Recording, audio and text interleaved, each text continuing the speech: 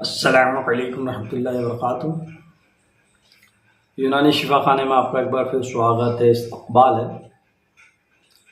आज हम आपको एक बार फिर से नज़ला ज़ुकाम के बारे में जानकारी देंगे।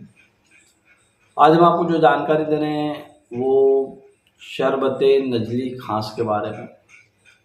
शरबत नज़ली खांस उन लोगों के लिए बहुत ही शानदार है जो लोग खांसी से परेशान हैं, यानी कि पुरानी खांसी हो चुकी है, सर्दी बनी हुई रहती है, कफ आते रहते हैं, फेफड़ों में सूजन जैसी लगती है या पुरानी एलर्जी है, तो वो सभी लोग नज़ली खांस का इस्तेमाल कर सकते हैं।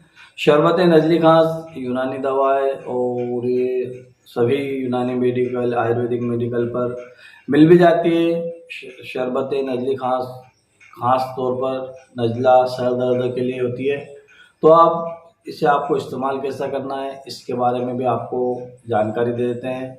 आपको शरबत नज़ली खांस 10 मिलीलीटर सुबह और 10 मिलीलीटर शाम से हल्के गुनगुने पानी से इस्तेमाल कीजिए।